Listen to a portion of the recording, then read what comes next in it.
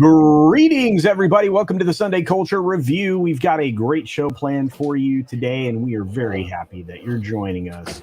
Immediately next to me is, of course, Makani Draws, the man of many talents, but mostly focusing on his art, which is beautiful. He's got some big plans coming up for the balance of the month. I know he's working on. So what's going on there, Makani? I think Makani's muted. No, he's not muted. He's not there. All right. Well, hi, everybody. I'm Makani. He's showing us a picture. He ain't hey, guys. Sorry, can y'all hear me? Yeah. There we go. Okay, sorry about that. That was Boomer Keeney right there. How's it going, guys? Welcome to the Sunday Culture Review for October 16th, 2022. Good to be here. I know a lot has happened this week, and we got a lot to talk about, and especially when we got a lot to talk about on Makani Live right afterwards, because if you guys saw the thumbnail, the title for Makani Live is This Week in Disrespecting Artists, because we've had a lot, and I mean a lot, of artist disrespect last week alone, one involving the Mindy Kaling Velma trailer. Oh, wow. I got some stuff to say. I'm sure you do. Yeah, that'll be interesting. So that'll be happening in just over, right around 2 hours from now, I think, right, yes, Mom? Sir. Yes, sir. 12:30. Hour and a half. That's right. And of course, right next to Makani is our good friend Danny, also known as Comic Chat. How are you doing today, sir? Doing well, sir. How about yourself? I'm great. I'm glad you're here. I know you've been doing some stuff. You got anything you want to promote real quick? I'm trying to do a little bit more videos, trying to get a little bit more subs. So I got to put in the work. So if y'all not doing anything, I used to try to drop my videos 10:30 a.m. in the morning. So just look for it on Twitter. And and check me out. If you haven't subscribed, please subscribe. Yeah, and do check out Comic Chat. It's he has some thoughtful takes. They're not always in line with the everybody's. So that's a unique thing. You're gonna get a unique perspective, and I love it when Danny can join us, which isn't often because he's a busy guy. Right next to Danny, or I should say right below Danny, would be the Mirasphere's Origins, along with Minisphere, who we just saw the top of the head of. And you how are you doing? Hello, everyone. He's being a little butt this morning. He's always two, so you know what happened. Yeah, we can hear it. Oh, we got your mic. Bam. I know. The guy's getting a little devil in him or something. I don't know. But yeah, hey, everyone. He's a little feisty. So, yeah, I'm glad you could join us today. And, of course, if you need to step away, I can understand when you got to be a dad. Of course, right next to Mirasphere and right below me is AFK Bard. How you doing, AFK? Hello. I am here to hang again and still not promote anybody else. Promote me, but everybody else, I should say. So, what's up? Happy Sunday. Well, I am glad that you're here, and I appreciate you supporting so many of us, AFK. You're in a lot of different streams. But we've got a lot of folks here hanging out with us this morning. We've got Running with Scissors. Eric K is out there. Jordan Lee. I have not seen the French horror movie Martyrs. I will write that one down. I like finding new films. That sounds good. Thank you for that, Jordan Lee. We got Olaf Von S in the house. We've got Jerry Mendoza. Looks like Judicon is out there as well. Mirasphere's in the chat. So is Tina Bojan. Good to see you, dear. Thanks for hanging out on the Sporkathon last night, where Sporkin, I think, did well. I think he got to the point that he's going to be able to eat in Florida, which is probably a good thing. It's a real shame that it came down to that and that he was demonetized. But I'm glad everybody showed up and supported him yesterday during that 12-hour Sporkathon. There are many different creators on that. You should go back and rewatch it. If you believe the link is still open to donate. So if you want to help him out with, maybe, being able to participate in some of the events, I think that would be, I think that'd be great too. Let's see who else is here. We've got Dapper Bard Games, who actually sent me some information that we'll talk about during the course of the stream to give you some ideas how popular some things are and how not popular some things are. It's good info, and you should check out Dapper Bard Games on YouTube and elsewhere. Give you an idea of what's going out there in the world. O.C. Dobbins is joining us today, one of our industry insiders. It's good to see you, my friend. Looks like Willie the Monkey King is here. Animator extraordinaire. Good to see you. Got Randall Orser out there. Shellback TJC. Boomer Draws is what Mutant Bamhammer says. Yeah, that would be Machiny. Boomer Draws. I love it. Oh, ESPN update. Something happened. It's a football Sunday. No, it's fine. It's just I know that sound. It's a football. It's fantasy football since somebody just scored in my red zone. So that's awesome. Yeah, I used to have all that stuff set up when I was doing that. We got Pinochet's helicopter tours for $5. Thank you for the support, my friend. I appreciate that. We're going to be trying to get to super chats a little quicker today because I know a lot of people don't sometimes have time to hang around for them. But Pinochet says for $5, Culture Casino, the wizard never starts late. He begins the stream precisely when he means to. And now this week on lighting money on fire. That's right, indeed. In fact, that seems to be a theme, right, Pinochet? We've been able to light a lot of money on fire recently, and we'll get to some of those stories as we go. So thank you for that, my friend. Of course, there's Comic Chat in the room. Be sure to check out Comics Chat's channel, as I suggested. Logic's Finest is joining us this morning. We've got a few other folks that have popped in. Gosh, my scrolling is not happening on this end. What is going on? Let's see. We got Comic Chat saying hi to everybody, including Judicon. Let's see. Who else? Rob Altus is here. Good to see you, my friend. We got Snowdub. What is up, my man? I hope you're doing well. Little Snowdub. It was a good Cotton Council last night. And roll. Yeah, Cotton Council last night. I caught up on it this morning. Stevie J is in the house. Let's see. Parrothead is here. Good to see you, man. Tiny Metal Trees says, hail to you. Duck Nation is here. Good to see you. All right, let's get going. We got stories and we don't have a lot of time. We're going to start here because I have a question. If something makes money, is it a flop? Should we call something a flop if it doesn't make money? What is actually a flop? Because if we look at this first article we're starting with, which is actually just the raw numbers around Halloween Ends, this thing had a $5 million, 5-point change million dollar Thursday preview.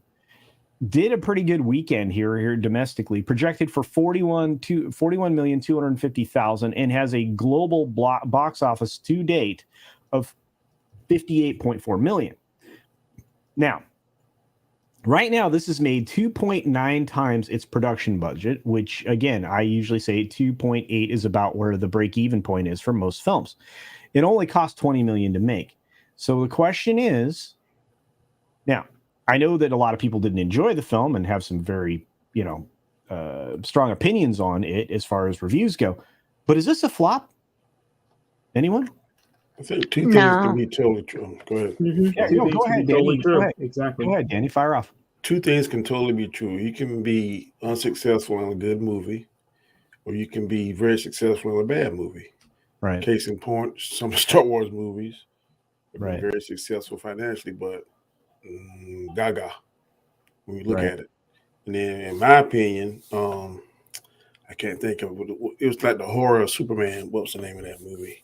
The boy had Superman-like powers. Brightburn. Brightburn didn't do very well financially, but to me, it was a hit. Right. So I guess it just depends on. There's been a lot of movies that didn't do well financially, but are cult classics. Mm-hmm. So it just depends on. Well, does it hurt the brand? That could be I guess you could consider that a flop. Like, let's say a movie comes out and just wrecks the brand. Well, I think a flop will come out, and if it's a flop financially, then they won't get a second chance. Right. Mm-hmm. Yeah, and I think Mutant Bamhammer hits on what everybody would think of would be a classic flop, right? A flop is a piece of media whose production and advertising budgets exceed the money that it makes. Like, for example, we had one last week, right? That the opening for the film Bros, right? Which came out and attacked, well, us. And, and then called us a bunch of names because nobody went to see it. I mean, you basically said, don't come to see this film. And then nobody did. And then, even the little niche audience you were targeting didn't see the film. And the thing is a giant money loser. Amsterdam also flopped last week. So that film is at least $100 million underwater. So yes, I mean, traditionally that would be a flop, but I don't know. Did this film destroy the brand like you suggest? Maybe. I'm hearing. I don't know. I'm hearing a lot of people, say that this is just so poorly reviewed. Everybody thinks this was a waste. I know people were mixed on the last Halloween film, right? Like, and this one seems to be more lukewarm, right? I really can't decide. I've only heard only a couple of reviews. Never really been a horror fan, so. And same here. I'm not a horror guy, so I can't. It depends on how the brand does when it first come out, because like Star Wars, I don't know if you can ever truly destroy that brand because it's so strong on the first 3 films, definitely, and then right. A lot of people like the 6. So it depends on the strength of when you first come out. If you come out the gate weak, then I think, and then look at which is my favorite brand IP, Predator. Right. Oh my God. First 2 was awesome. Now it's like, what the hell? So I think it depends on the strength of the last one. Bad. So the last one, the first 3, the one with Adrian Brody, I like that one. And then of course with Danny Glover and Arnold Schwarzenegger. Right. And this last one wasn't bad. The ones in between that, I would like to push a button to destroy. Yeah. So. Yeah, I think I like that way of looking at it. I mean, did it underperform? Because this is similar. Did it underperform? Yes, but it is a flop. No. See, at the same time, I think this may have actually hurt the brand. And I know where you're coming from with Star Wars, Danny, but I think the Solo film hurt the brand. And going forward, I would say that the Marvel series have actually compromised. Disney hurt the brand. Let's be honest. I would say Disney killed Disney. I would say a good example would be. I would say a good example would be Thor: Love and Thunder. It underperformed, but it wasn't a flop. Yeah. Because you got that little Marvel thing on there. Just every MCU movie has a little introduction. They're gonna guarantee you $500 million right there. Just that alone. At least.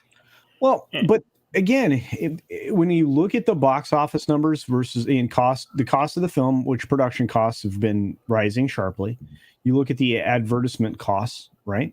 You look at the increase per inflation for the ticket prices.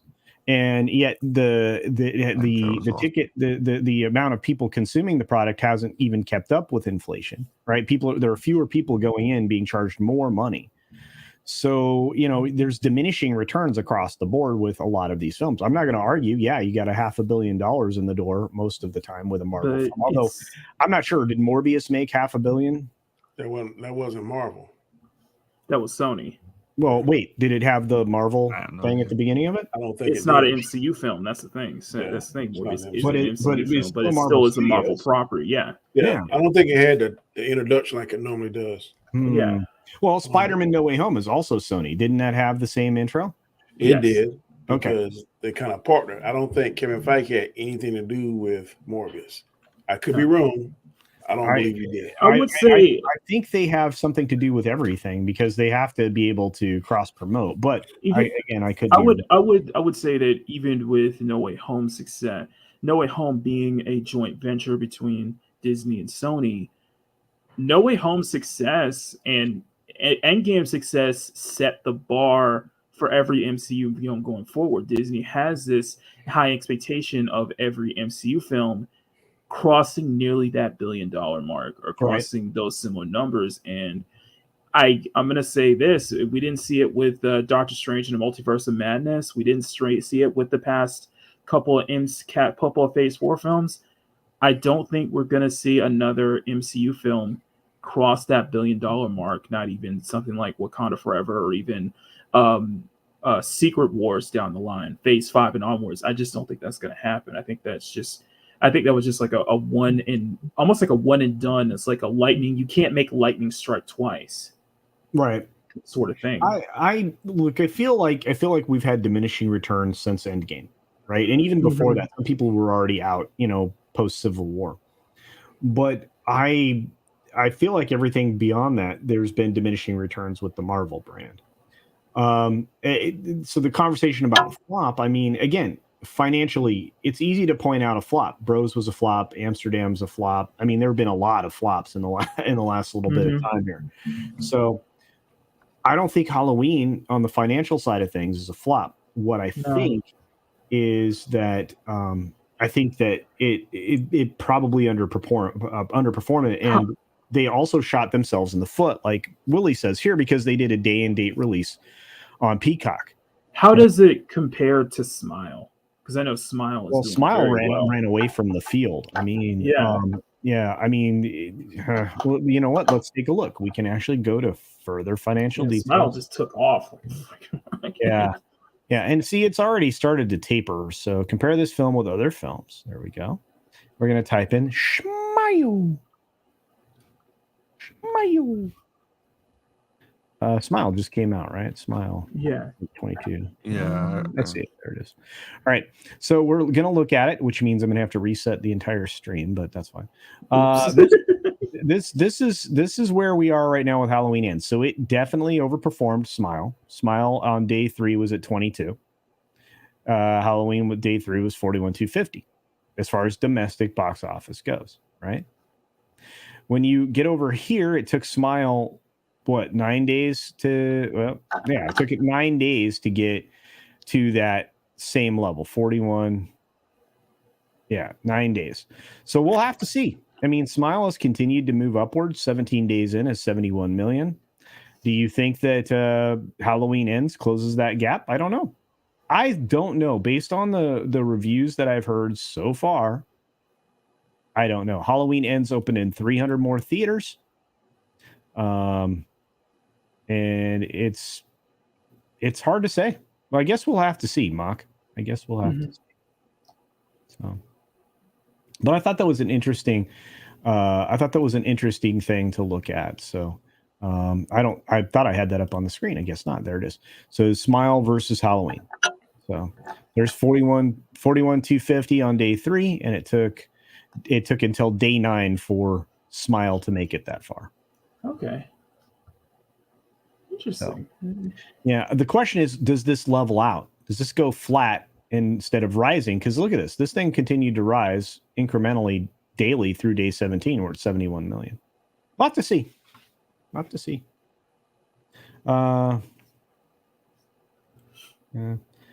Tourist enters a casino with $500. Leave with $500 equals success. Gambler enters a casino with $500. Leaves with $500 equals flop. Yeah. Mm-hmm. Yeah, I think, it's a matter of perspective, Glinzer. That's a pretty good way to look at it. And this is true. A Tiny Metal Trees, you should be extremely skeptical about reported production costs because, as some of our insiders will tell us, they're either inflated or they're underrepresented. It happens both directions. Yep.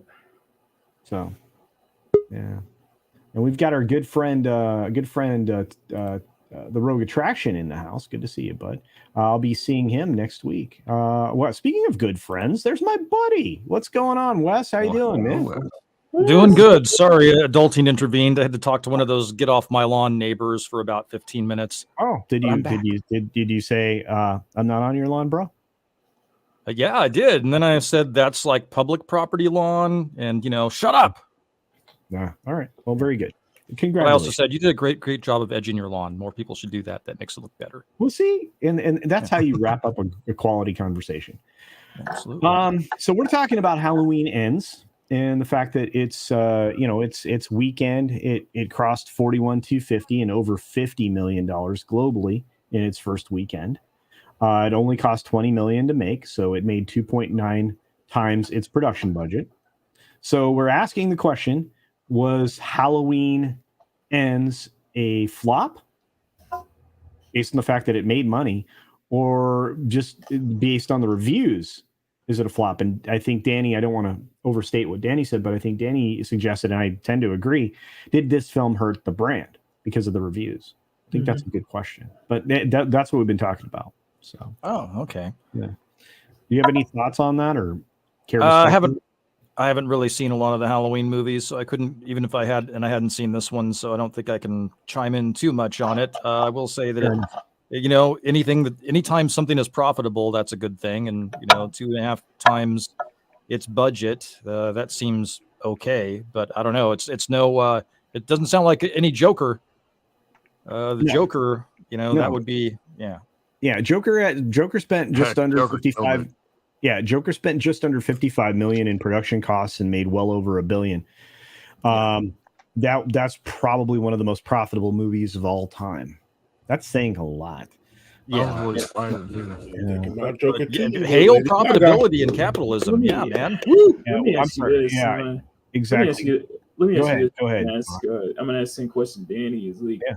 Do you think that we'll get a case of underperforming in terms of Black Adam, or do you think it'll be able to get its money back? Hush him out. Don't even talk no bad shit about Black Adam.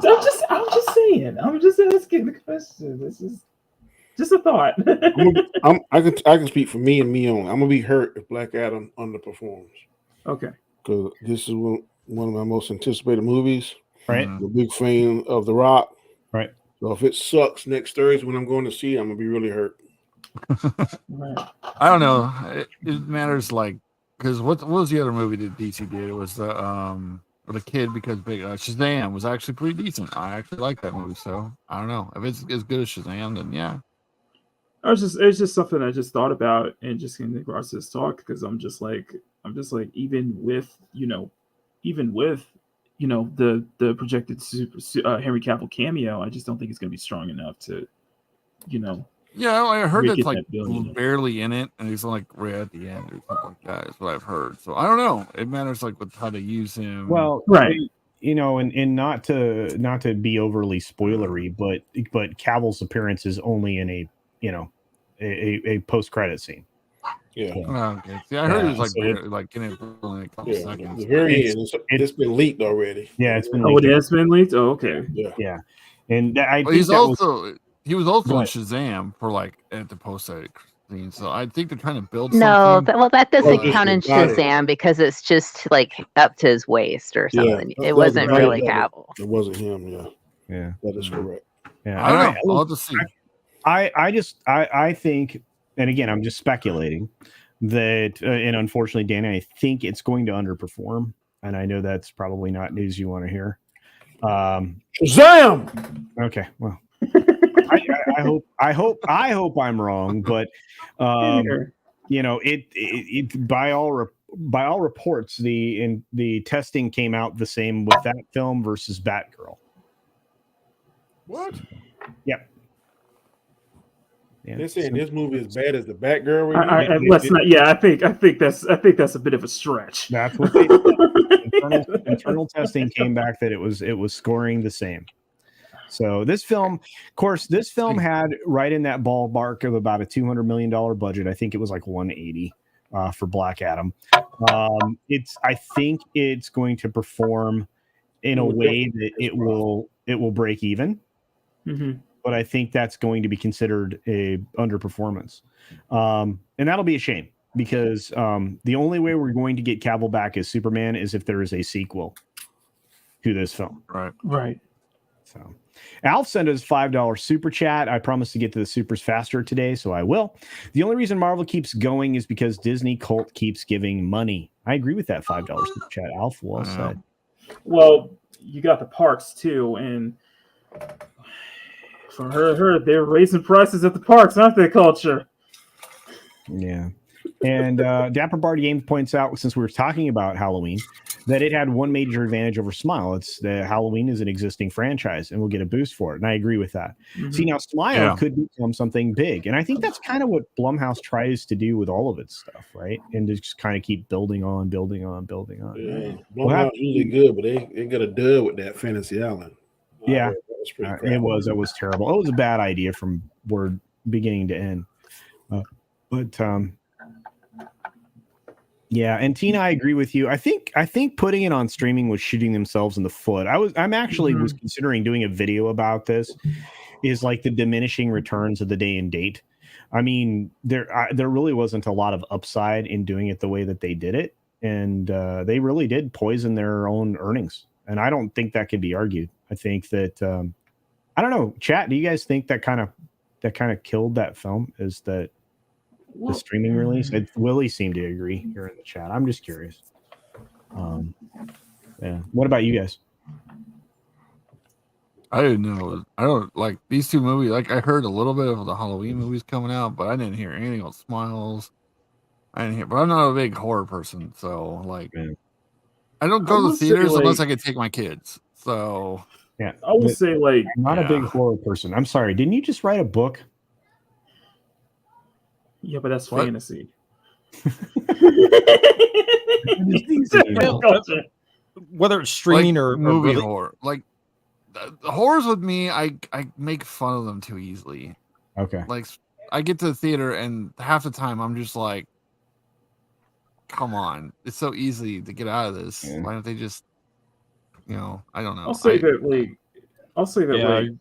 rotate the shield frequencies. You've done it before. I will say that Woman King, despite all of our opinions on it, underperformed. Bros is a complete total flop. I think that's a good example of underperformance versus flop. Yeah. I don't know. I don't want, like you said, I want Black Adam to be good because I like the character. I like, and I really like Dwayne. I think he's great. And I have, since his wrestling days. So, big fan. But I don't know. I don't know what's going to happen with that. We'll have to see. Fist fights at Disneyland. And there's a lot going on in the world right now. Streaming is a false payout. It's true. It can never really be profitable with how it's turned out now. You need a massive increase in global development to sustain it. Then you run into other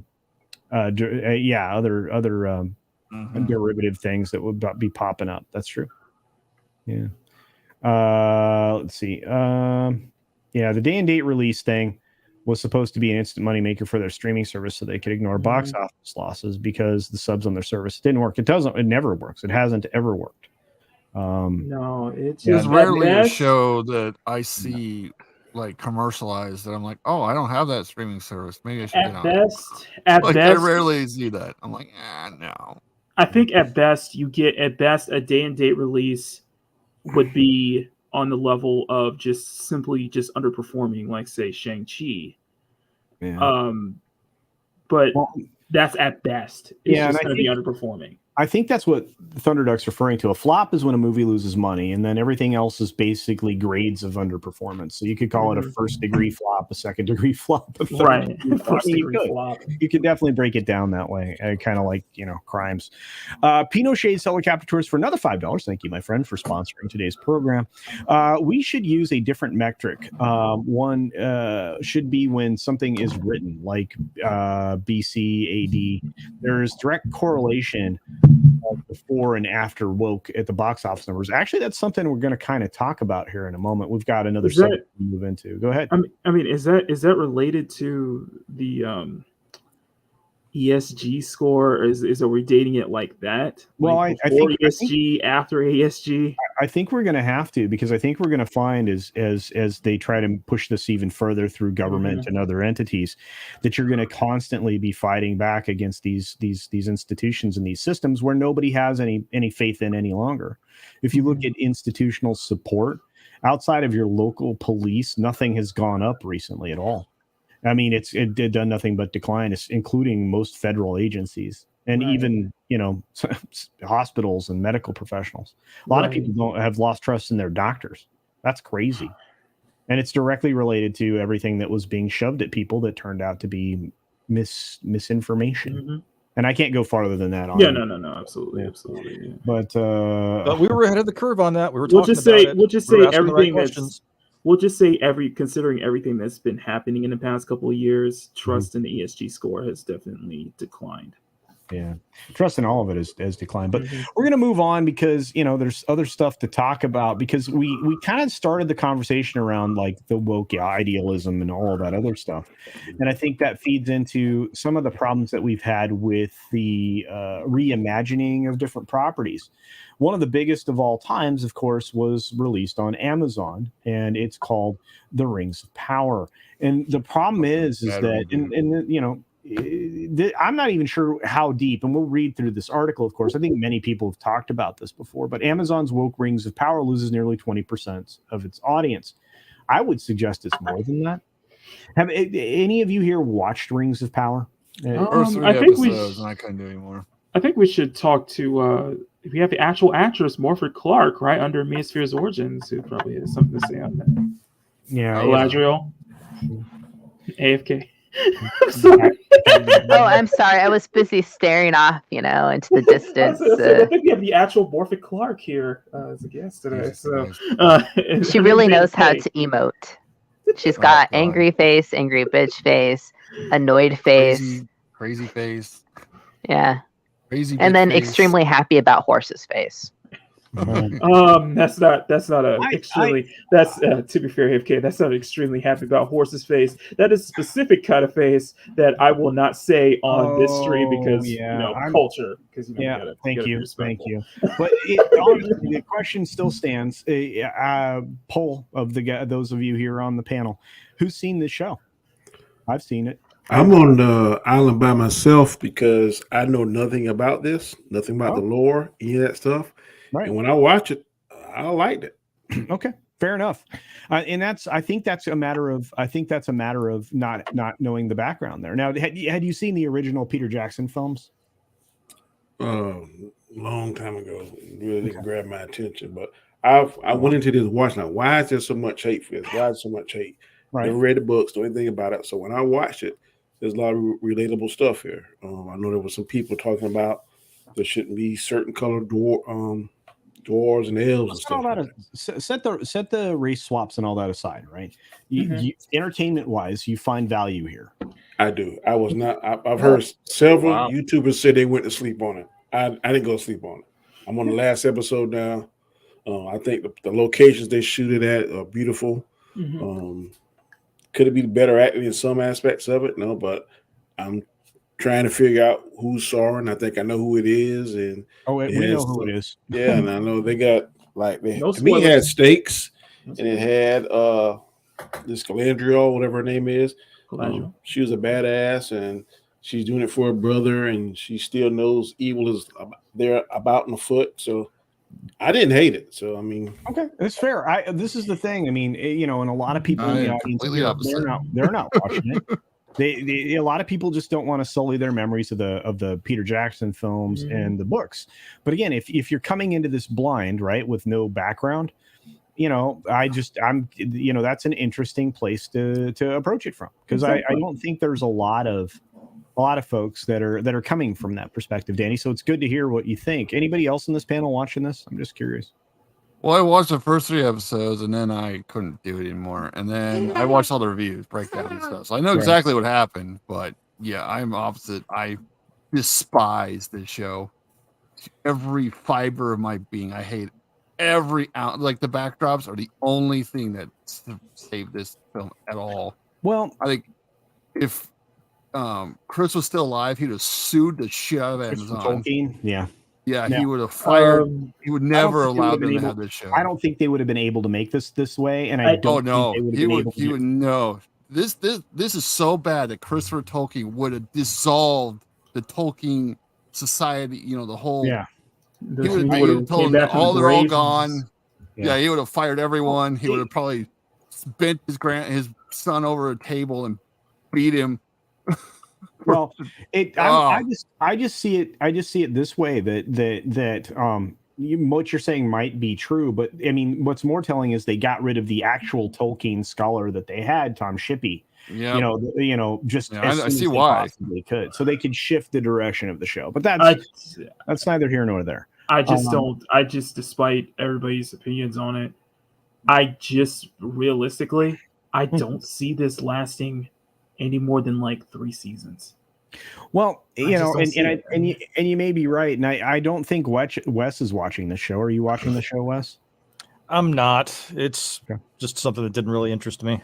All right, fair enough. Well, let's get into the super chat from TZ Burton for $5, and this is something I agree with, especially if you're a stockholder. You can actually join together with other stockholders and sue companies for taking stocks over these ESG things, because they are not a feature of profitability. They're a tool for social engineering. Corporations are not supposed to do that. So thank you very much for that, TZ Burton. I think that's a great idea if you're a stockholder. I think way to file suit. I think it's going to be the same. I think it's the same case that I see with Batwoman, in that both Rings of Power. Rings of Power, I feel like it will get that second season because of funding, but it will get that third season only out of spite. And I see She-Hulk getting the same thing, getting only a second season out of spite, similar to how Batwoman was. Well, yeah, I think Disney is a lot different than Amazon. So what I expect is going to happen is we have almost 3 years before the second season. Mhm. I think what's going to happen is they're going to have a couple of weeks where there's nothing but like the shills on Twitter praising the hell out of it, because I've seen them. You know when they're shill like bots, when they're like literally just made the last couple of months, and their entire timeline is nothing but positive stuff about Rings of Power. That's an Amazon shill bot. Well, Absolute. and that's true, because at a certain point, Forbes and many of the other people went after the show. And again, if people are getting pleasure out of this, I mean, I'm not here to yuck your yum, but it doesn't. Oh, yeah. No, it doesn't. I'm not going to tell you what to like or not like. I'm just saying. It just doesn't follow any of the lore. I think that's a lot of the. No. And I don't. Again, I can set aside, because look, House of the Dragon did the same thing. I can set aside if you're gonna, if you have good writing, the story's good, Exactly. you know, and you change a character like they did for Dune, right? Dune just came out. Not that long ago. They were told, it was forced, that they had to change a character, which, first of all, the minute you force change, it's not organic. It's usually not a good sign. Yeah. But again, that film turned out great. Yeah. House of the Dragon, so far, it has been probably one of the most enjoyable shows I've seen in the last writing. 2 years. I will extend to this, is that you have to see, and I think House of Dragon's a great example of that. You have to go into this approach the same way you look at other properties, say, as like the upcoming live action Little Mermaid film. How is it going to stand on its own? How is it going to be overall? Well, and put that aside, put the swapping, casting, whatever aside. How is it going to stand? Doesn't it make it be good? Is it going to be? Yeah. Go ahead. Go ahead. Doesn't it make a difference just in the fact that Amazon's not like a movie? It's like, it's different than like, Sony or Disney, in the fact that Amazon's got like a big purse and it's got a lot of money. And I feel like the longevity of it, just in of itself, Amazon could keep it going, I feel like they can wait. They can afford to wait and change things and try it again and try it again and so forth and so on. And Disney, I don't think, has the ability to waste that much money. Like, they need to get it together a lot faster. I think you make a great point, AFK, because but AFK, they're being floated by other monies, right? ESPN is a giant source of revenue for them. The theme parks are a giant source of revenue for them. So Disney's surviving off of those revenues. They need other things to start making money, because the investors expect them to do that, right?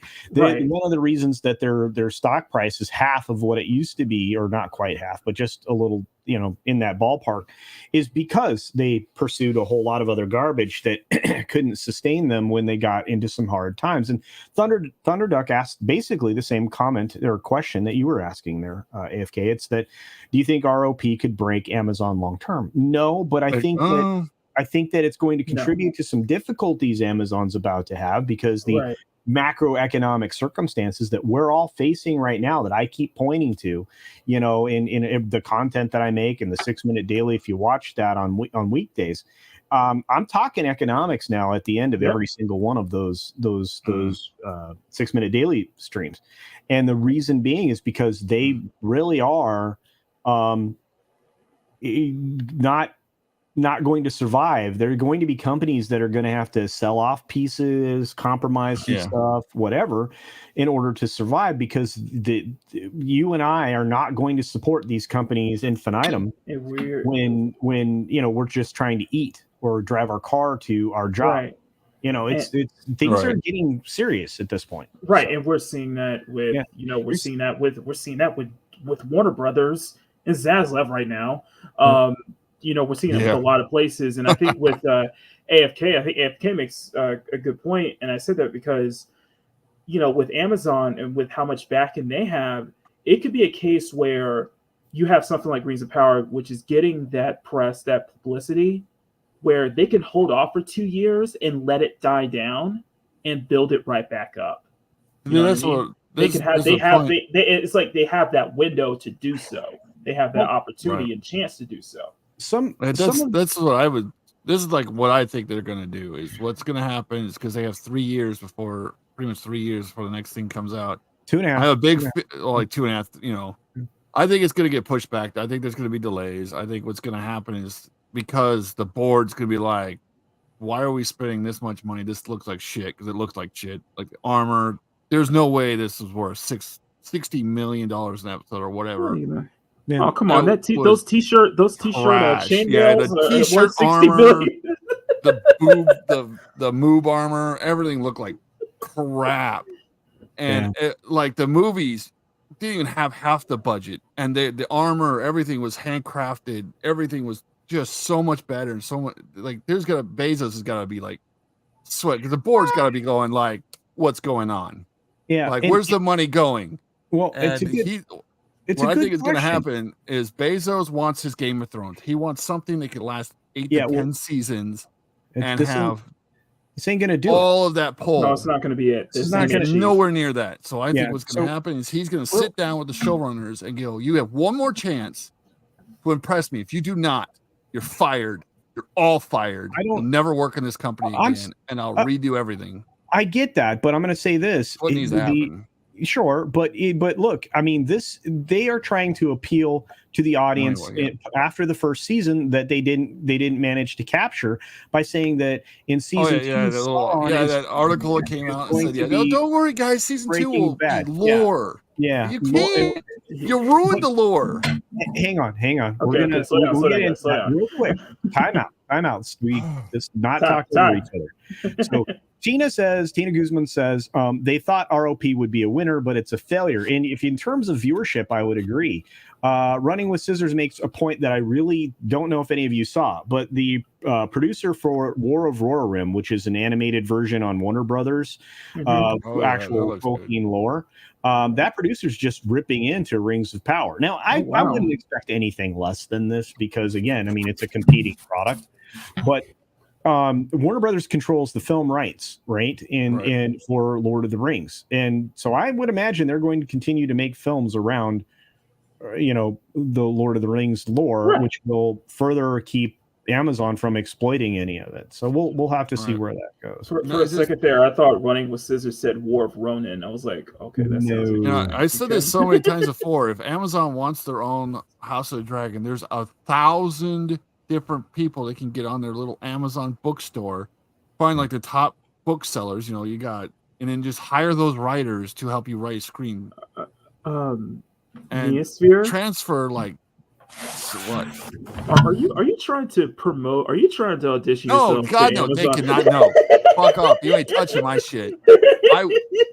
There's only one way Amazon can ever hire me. I am absolutely 100% in control of my IP. Even if it's for $6 billion. From the hiring to everything. If somebody like, if somebody writes you a check for $1 billion, you're not going to you're going to just say no. Oh, fuck no. Yeah, no.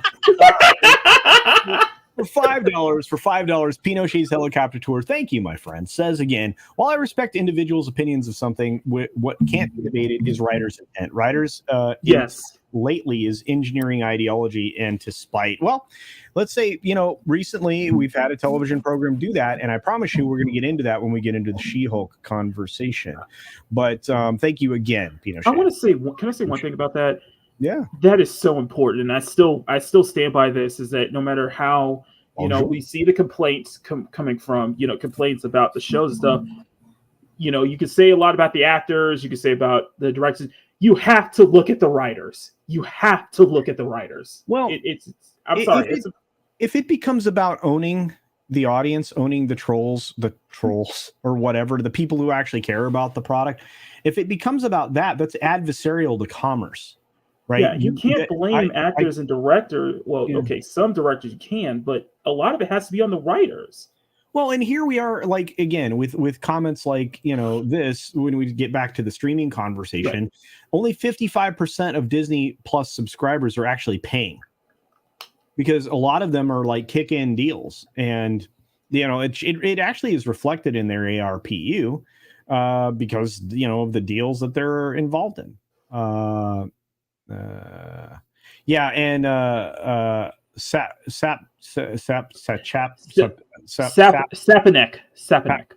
right? I can't say the name either, but Sapanek moved on from the the Amazon series that he was on, House of the Dragon, to do something else. So you can't blame him. Let's see who else is here. It's a money wash. You mean a laundromat? It's a laundress mat. Oh, it's like you could have took that some of that $6 billion and donated to that $10 million to Wes's Patreon, right, Wes?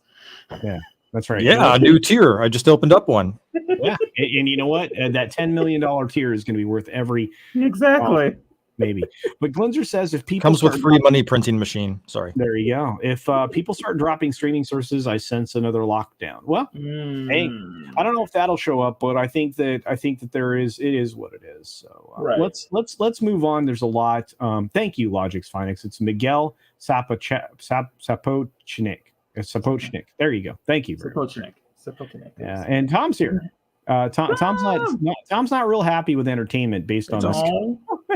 Poor Tom. He's disappointed. But look, again, this is talking specifically about the 18% decline in at least, right, from the show's in the show's fourth episode. This is the thing missing from a lot of people's conversation here. This is the show's fourth episode fell by almost 20%. That's substantial. A third episode is rough. 20% of your audience in 4 episodes. You know, I could not get past the third episode. It's been suggested that they were trying to game the numbers in the last episode of Rings of Power by dropping that, you know, forced ad, right? First of all, your Amazon Prime, you shouldn't be getting any forced ads, right? No. So, and then having people have to go back in to start it over again. That's highly suspect. Yeah. And that was the whole case. It was like the whole, like, you were forced ads, and then you had to click on those ads, and like each of those ads added to the click-through rate and add to the view count of Rings of Power. It was like, yeah, this is like very artificial manufactured. Okay. Oh, we have the actual pronunciation. Thank you, Logic's Finest. It's Sapochnik. Thank you. Sapochnik. There we go. All right. Very good. And wow, another super from Pinochet's Helicopter Tours for $5. Thank you, my friend. My goodness, so you guys want me to have a good time when I'm out in Florida, in Orlando, I bet. But remember this super chat. To prove that Amazon dislikes fan and wants to control behavior, I predict season 2 of Terminal List will be tanked to spite. We'll have to see. I really hope. Oh God, I hope that you're. I will. I hope that you're wrong. I mean, in mind, my friend. I just hope you're wrong, because Terminal List is quite good. Yeah, that's quite good. Hey, that's a question, Danny. Did you see Terminal List? I did not. I would recommend it. It's quite good. It is quite good. Is that popcorn from the theater? Oh, okay. All right. I was freaking out. I'm like, did he have popcorn? I was gonna say, I'll take that as yes. I want popcorn. I wish it was, but it's not. Well, look, we're going to move on, because obviously Rings of Power is over. It ended as it I'm the only person on that island that likes it. Yeah, no, you're fine. Again, Danny, I'm not going to go after you for liking a show. I think it's great that people can find entertainment there. Mm-hmm. You know, and again, it speaks to the certain type of circumstances that would have to exist for somebody to It strengthens that saying that ignorance is bliss. Because, like I said, I have no background information about that. Right. Well, IP. I'm the opposite. I like listen to all the audiobooks like once a month. So like, wow, Lord of the Rings is like my. How are we too nice to love. Culture? Is it because we're talking over him? And I apologize for talking over him. Well, yeah, we got to stop talking over each other. Sorry. Hard to understand. Look, we can move on from Rings of Power because it ended exactly as we predicted, very unsatisfyingly, at least the first season for most of us. Again, Danny aside and many others, I'm sure. But moving from, the first episode to the fourth episode, losing nearly 20% of your audience is a good sign. I imagine more audience fell off because, as suggested by Logic's Finest and many others, it had a glacial pace. It was very, very slow for a lot of people, especially those familiar with the writings of Tolkien. It also didn't have the same level of dialogue. Go ahead. Do you think that the bad reviews may have swayed some people that didn't actually give it a chance? But sometimes media can sway you one way or the other, depending on how, strong-minded you are. Right. Because sometimes people are like something, then they get on a panel like this, and everybody say, "Oh, I hate it." Then sometimes they're not strong in their convictions. I've seen them be swayed. I would hope that that's not the case, Danny, because then again, it speaks to the fact that we're at odds with each other on every front because of the influence of the mainstream media, maybe. But, if that's the case, then, it's like, we're going to have to fight back against ideological pressures that are being imposed upon us through media products like Rings of Power and other stuff.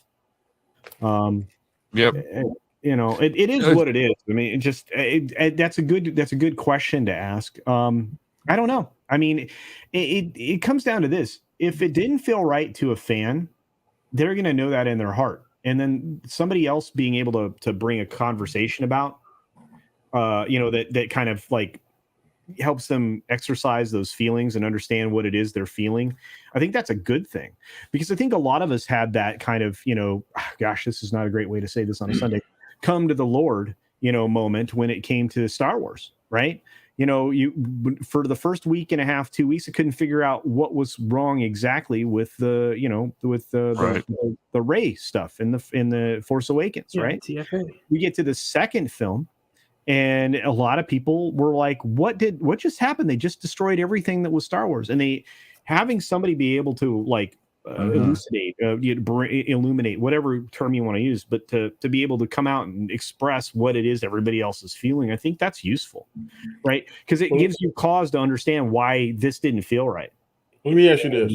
Like the last episode of She-Hulk, I thought was totally crap. Yeah. But two other guys that I streamed with, they loved it. So it kind of made me like, did I look at something wrong or did I not? And so sometimes other YouTubers, media, whatever you want to put in there, fill in the blank, can make you second guess yourself, is what I'm trying to say. Maybe, but at the same time, I mean, for a lot of people, and this isn't confirmation bias, right? This is trying to find what it is you're feeling. A lot of people were trying to figure out I can't put my finger on what's wrong with entertainment. And until somebody points it out to you, and shows you everything that's being done in the background and talks about those things, I think a lot of people aren't aware of that. And there's some people that are going to be like, well, these people are always talking down about, this material. So, for some illogical reason, I'm going to force myself to like it and defend it. But even on that front, I think at a certain point in time that just weighs on you, because we're starting to see even financial magazines come out against a lot of this stuff. And the fact that, the politicization, the ideology being forced into entertainment is really destroying it, because it takes a lot away from it. I think maybe I'm wrong, but those are my thoughts. Okay.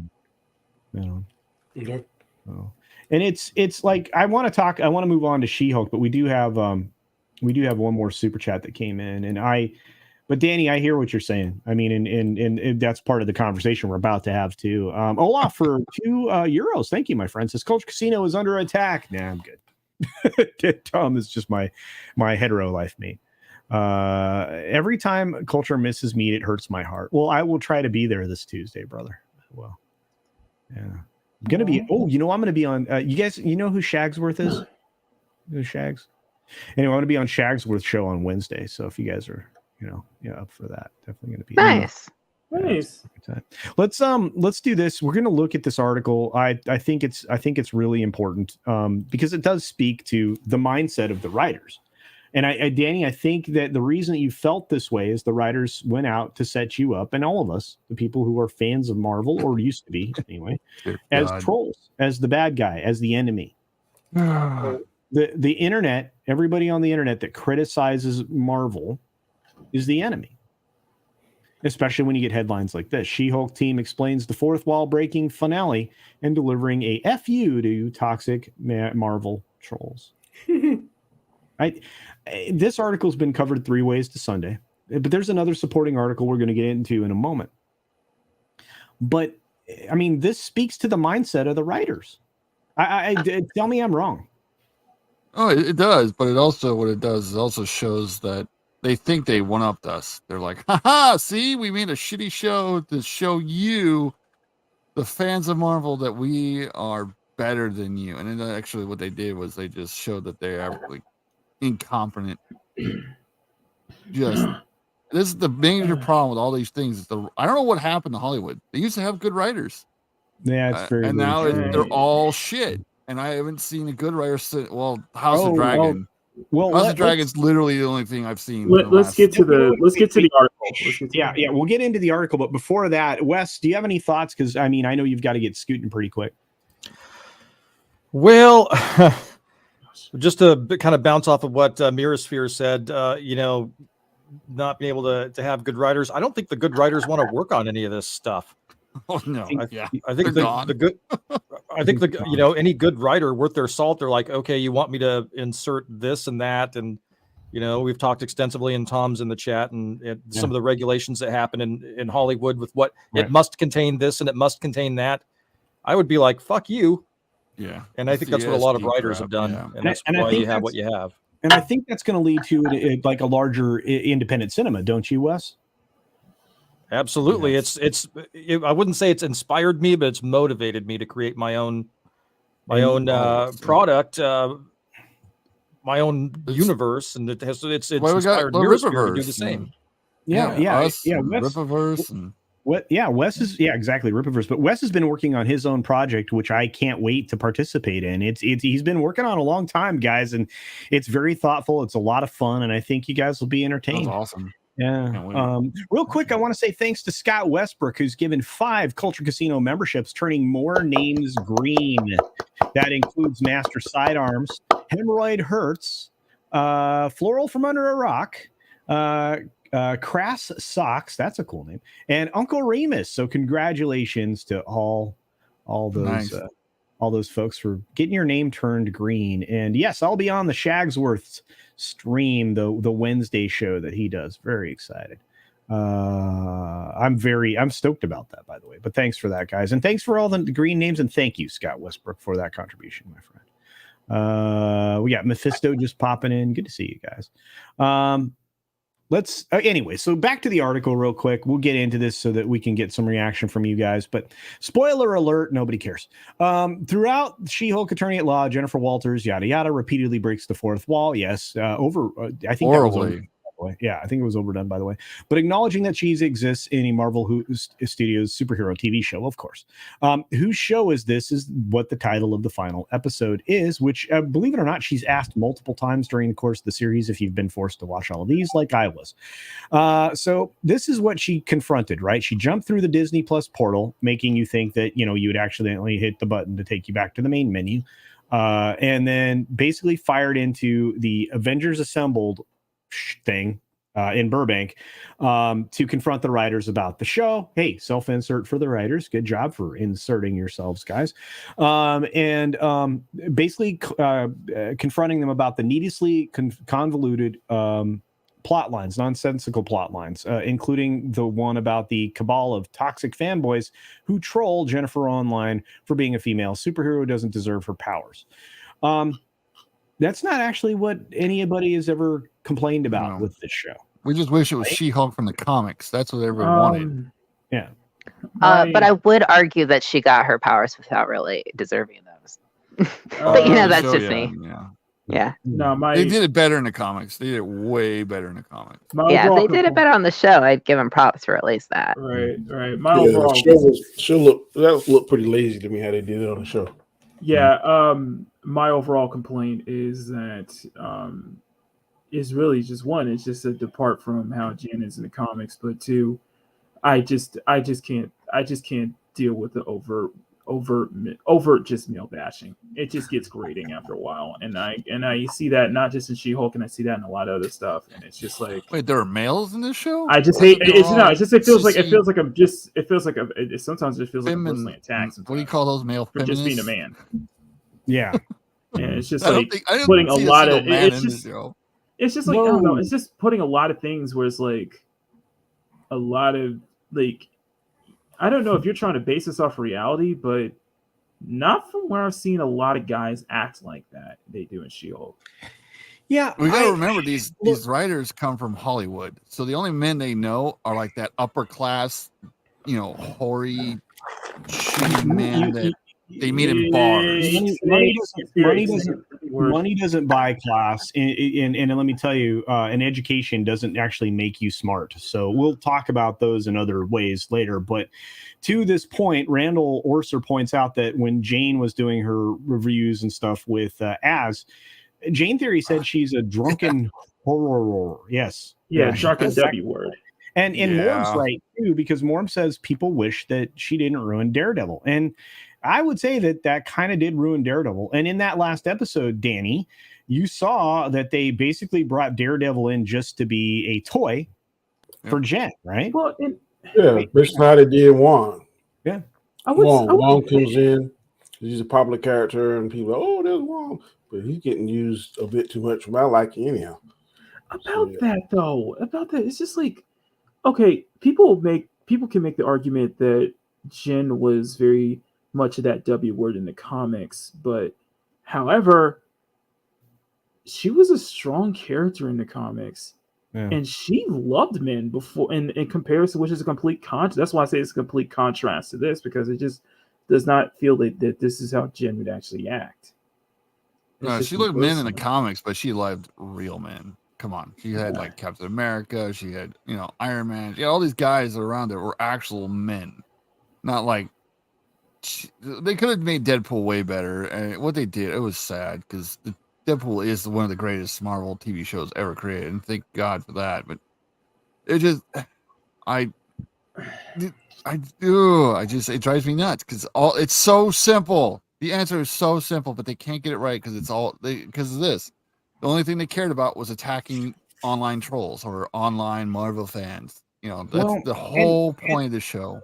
And if you don't think that all the media colludes together, understand that all the media is only owned by basically 5 different companies, kind of like all of the grocery stores that you go to and all of the brands that are in the grocery stores. There's only a handful of companies that makes everything that you consume. And the reason I bring that up is because the same article is put out by IndieWire, only with a different twist on it. And this is written 6 hours ago. How She-Hulk taught on the online trolls a lesson. Who was taught a lesson in this episode, right? And it's go ahead.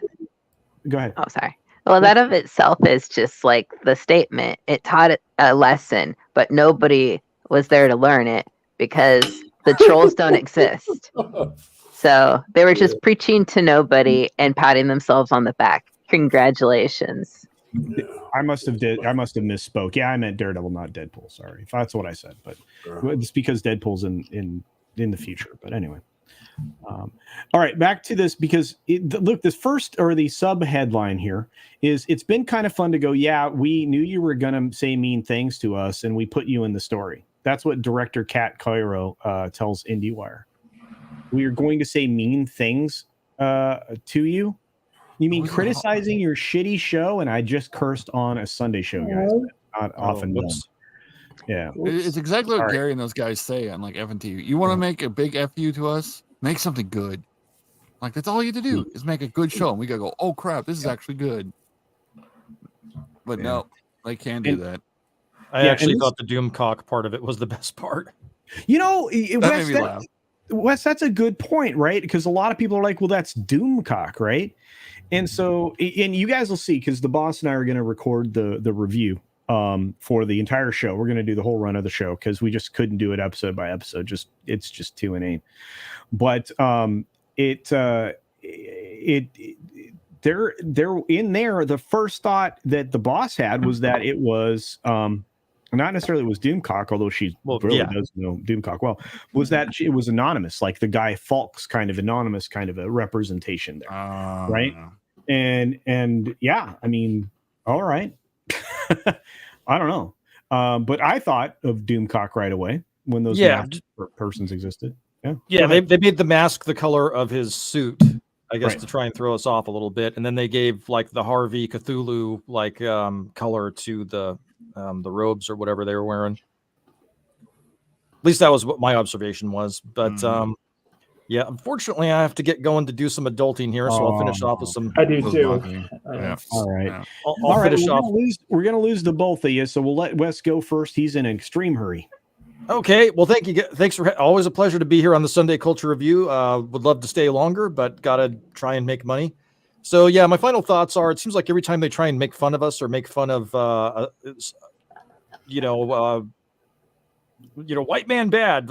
Star Trek Discovery, for example, they tried to make Lorca a real bad guy, and he ended up being like the most interesting character they've ever had on the show. Anyway, I digress. So we're going to keep fighting the good fight here. And if you want to catch my fight, you can find me on youtube.com/whatevercastofficial. Hope to see you there. Thanks for having me. Thanks, Wes. Appreciate you, man. And I'm glad you could pop in today. We also have Machini, who's got to get ready for his stream, which is coming up in the near future. Go ahead, Mark. Yes. Sunday Culture Review is, of course, the greatest Sunday afternoon art show on YouTube. Machini Live. Me, Bruce Lombardo, Mesmo here. We got a lot to talk about on today's show because it deals with a special topic I call This Week in Disrespecting Artists, and it deals with entertainment. Apparently, it deals with a certain Scooby-Doo show and a certain activist splatting oil on painting of a Renaissance icon. Tomato soup. Yeah, I got a lot to talk about, and you're probably gonna get that Southern boy accent out of me for this one. So come join us on a Sunday afternoon, Art of Fun, and let's see you guys. Thank you, Culture, for having me on. And of course, shout out to everybody else on here. Of course, Danny, much love to every one of you guys. I will see you all later. Peace, bro. All right. Thanks very much. I appreciate it. And of course, Machini's got a great show that's coming up here in the very near future. We got a couple chats to recognize, and we're going to keep going on this article because it's crackers. Just crazy. We've got Pinochet's helicopter tours for $10 says, Tom and Cece, a mission for you. Can you ask Script Doctor on or off the record on if writers were forewarned of the ideology push? Was there an ideology deal made to avoid that strike that almost happened? I don't think that was part of that strike issue, but I think that it wouldn't surprise me if that garbage was inserted there because we got it in a lot of award show. But I'll definitely solicit an opinion from another writer that I actually know. We'll see. We've got Liger fan saying for F's sake, I'll say it that way. Jessica Gao admitted that no one in the writers' room knew how the flip to write courtroom stuff. You're right. In a show that does at least some legal stuff in the courtroom. Well, you can tell from this show there was only cases related directly to the character. Nothing of any substance outside of what Immortal Man, the Immortal Man or whatever was actually. The court scene between her and Daredevil I thought was pretty good. So I mean, somebody knew had a. It's true. But ultimately, they ended up. She was bested by him in court, and she bested him.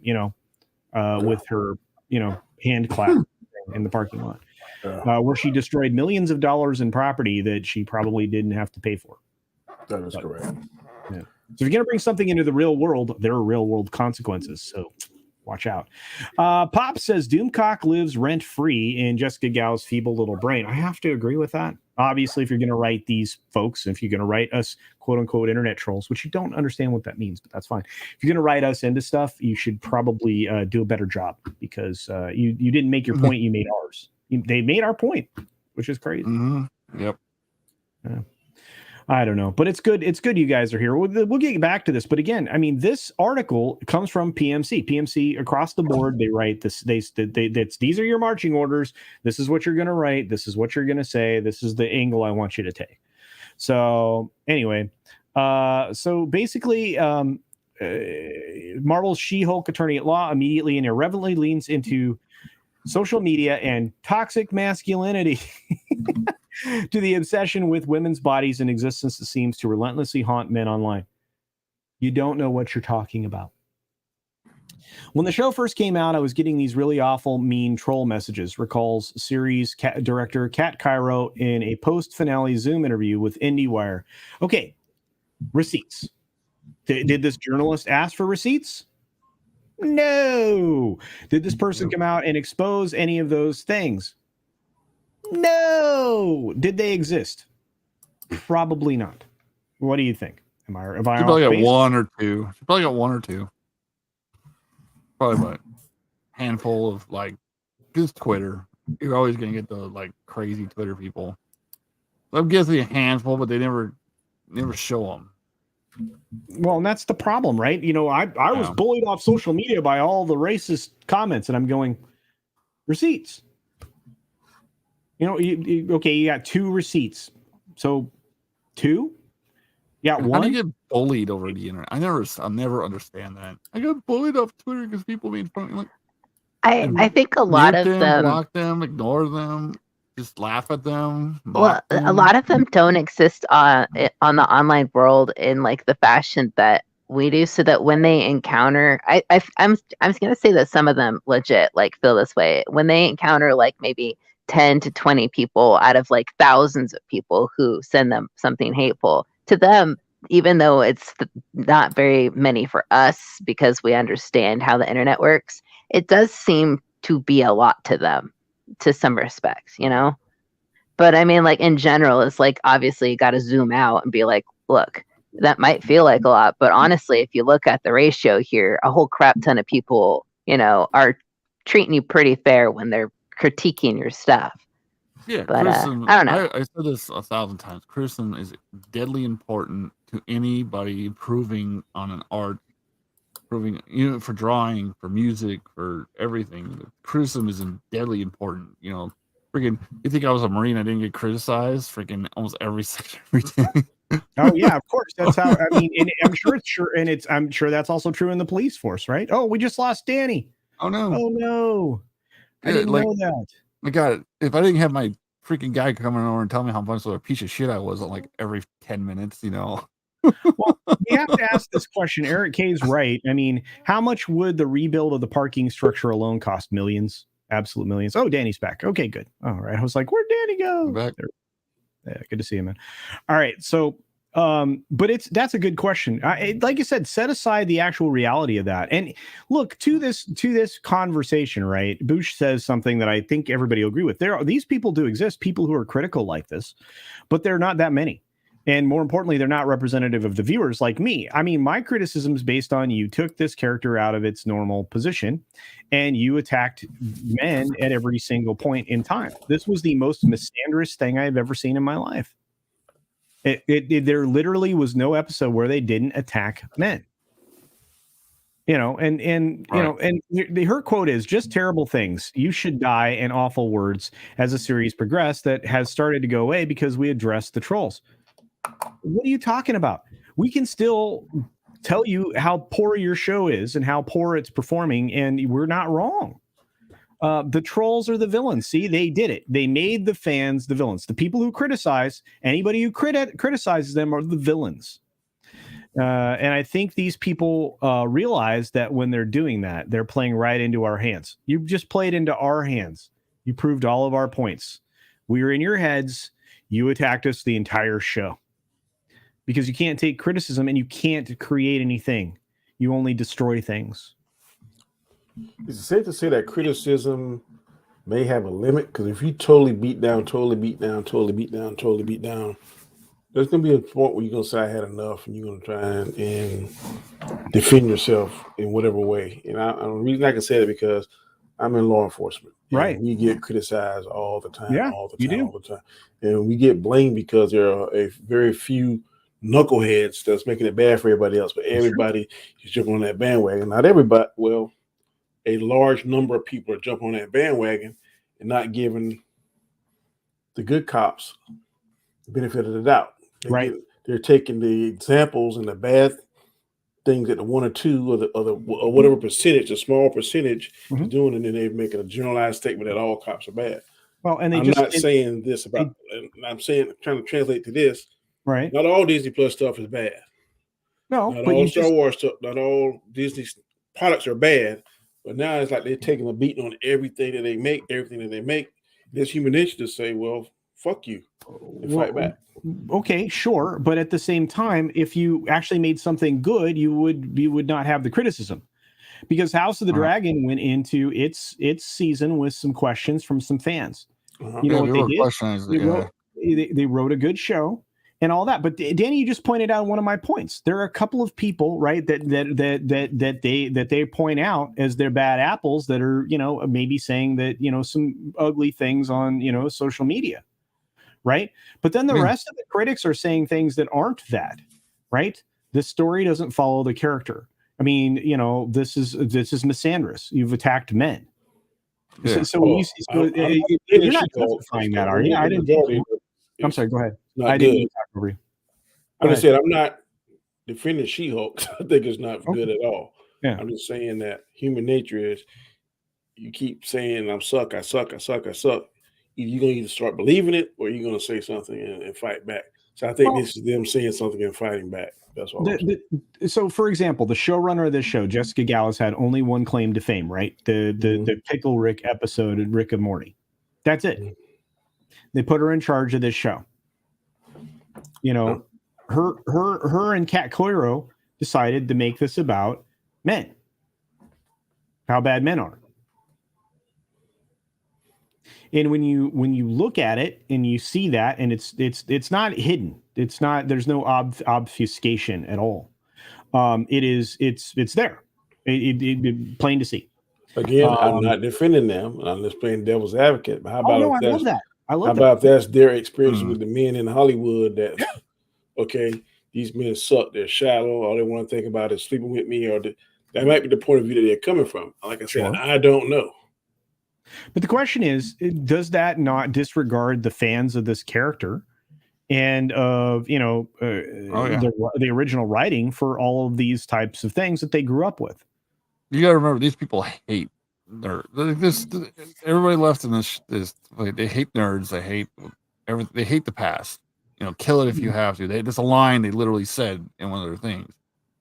So there's a point where you got to just say, okay, I am not talented in this subject. Like, I can't draw. Like, Makati could draw.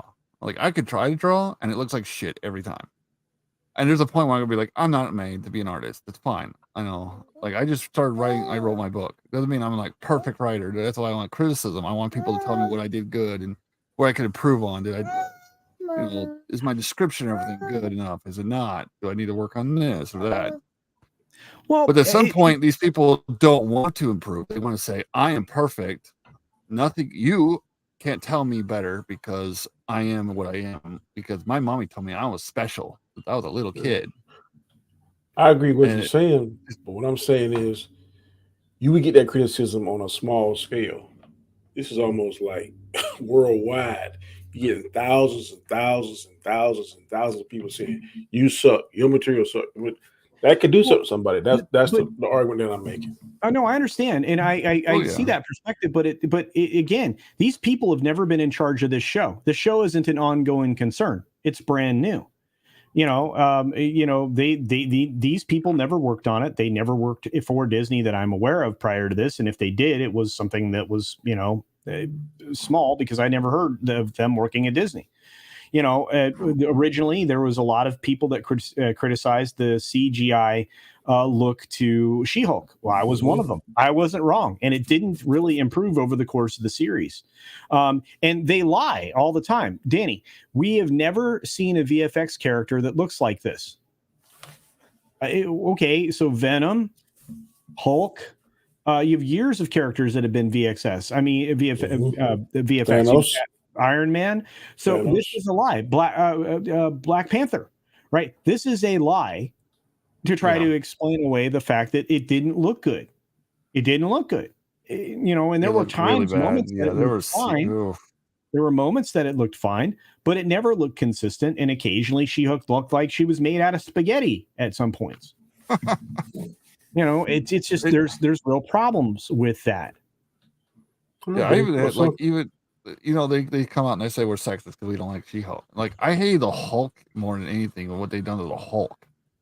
Like, I've said this before, I love Hulk. He's one of my favorite characters. And what they did to him in Endgame and Infinity War really pissed me off. I hate Professor Hulk. This like smarty Hulk. No, like I want War Hulk. I want freaking the Hulk back. Please bring me back the Hulk. And here's more of it, right? Because again, she's saying to this end that I always wanted to make sure that there were undertones. I'm not making a show that has feminist messaging directly, baloney sausage, but it's part of the story. Of course it is, because you're attacking men. And it's part of the story because she's a woman navigating the world. Let me tell you, I know a lot of women navigating the world that don't have this much man hate in them. In fact, most women, I would say, that's probably the case. But I can't speak for women directly, so it drives me crazy. But there's a lot of commentary I need to get to, including some super chats that I want to get to before they vanish off of my radar, because that happens. TC Burton asked the question for $2. How many new subs did Doomcock get over this? Quite a few, I would imagine. And Pops is, indicating that I wonder what I have to do to make season 2 and derail fake plot points about Red Hulk Abomination. I don't know. Olaf Von S for €2 says, Culture, please check DMs. Maybe adds to this topic. It does, and I know Jay was talking about this the other day or on his live stream. But Gao, actually, the showrunner, if you didn't know this, Danny, Gao actually threatened to quit if she didn't get her way on the show. Didn't know that. She should have been fired. It's too bad they didn't call her bluff. Yeah. Should have fired her. I don't care. Like, if someone did that to me and they're like, "Yeah, I want my way," or "I'm quitting," I'll be like, "Okay, well, get gone. Bye. Fired. I'll find someone else." And it's one of those things, right? That it makes me crazy. First of all, if you threaten to quit over something like that, you have a dispute with, you're not